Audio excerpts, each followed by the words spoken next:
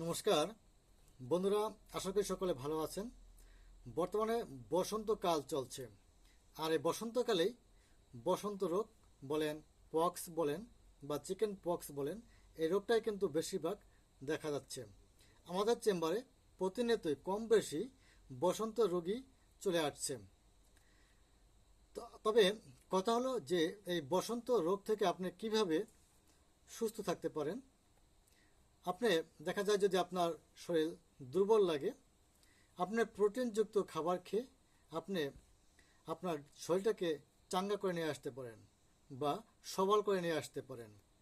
আপনি কি কি খেতে পারেন? আপনি দুধ, ডিম, মাছ, মাংস, শাকসবজি বেশি পরিমাণে খেতে পারেন এবং জলটা অবশ্যই বেশি খেতে হবে। এই খাবারগুলো খেলে আপনার রোগ প্রতিরোধ ক্ষমতা বেড়ে যাবে, তখন আপনাকে বসন্ত রোগে আক্রমণ করতে পারবে না। বসন্ত রোগ দুই প্রকারের হয়ে থাকে, একটা হচ্ছে চিকেন পক্স, আরেকটা হচ্ছে জল বসন্ত। তবে জল বসন্তটা খুব দ্রুত সময়ের ভিতরেই সেরে যায়, আর চিকেন পক্স একটু সময় লাগে। তবে এই রোগ হলে মৃত্যুর হার একদম নাই বললে চলে, তাই ভয় পাওয়ার কোনো বিষয় নাই। এবার আসুন, হোমিওপ্যাথিক চিকিৎসার মাধ্যমে বসন্ত রোগ ভালো হয় কিনা। অবশ্যই ভালো হয়, কারণ আমি এ পর্যন্ত যত রোগীকে ওষুধ দিয়েছি তারা মোটামুটি সবাই ভালো আছেন। তা আমি বলবো, বসন্ত রোগ হবার আগে অবশ্যই আপনি হোমিওপ্যাথিক ঔষধ আছে, যে ওষুধটি আপনার সেবন করলে এই বসন্ত রোগ থেকে আপনি দূরে থাকতে পারবেন। যেমন সারসিনা একটি ঔষধ আছে, এটা প্রতিষেধক হিসেবে ব্যবহার করতে পারেন। যদি আপনি দেখা যায় যে আপনার এলাকায় বা আপনার পরিবারের কারো বসন্ত রোগ হয়েছে বা দেখা দিয়েছে, সেক্ষেত্রে আপনি এই সারসিনা ওষুধটি আপনি সেবন করতে পারেন এবং আপনার পরিবারের সকলকে সেবন করতে পারেন। এতে আপনার এই বসন্ত রোগটা না হওয়ার সম্ভাবনা খুব বেশি।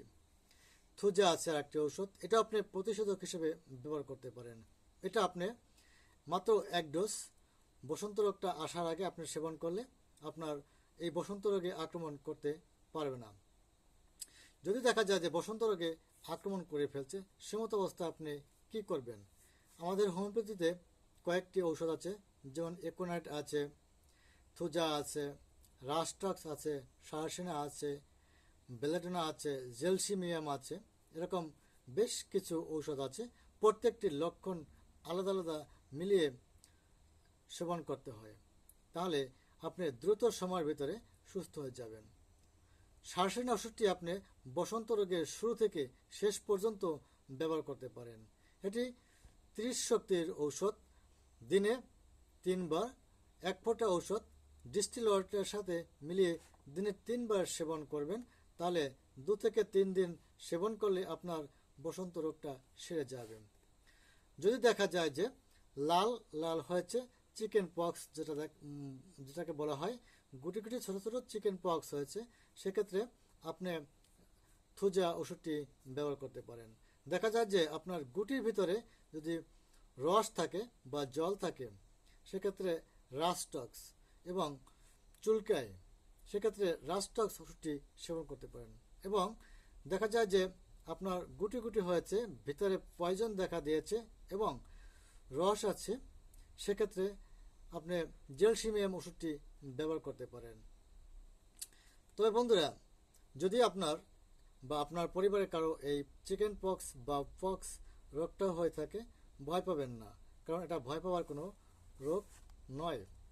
আমি বলবো, যদি এই রোগটা হয়ে থাকে বা আপনার প্রতিবেশী কারো যদি হয়ে থাকে, অবশ্যই এই যে ওষুধগুলোর নাম বললাম, এই ওষুধগুলো সংগ্রহ করে আপনি সেবন করলে আপনি অবশ্যই 2 থেকে 4 দিনের ভিতরে আপনি সম্পূর্ণ সুস্থ হয়ে যাবেন। এবং যাদের হয় নাই এখন পর্যন্ত, তারা যদি সেবন করেন, তাহলে আপনারা এই পক্স থেকে দূরে থাকতে পারবেন।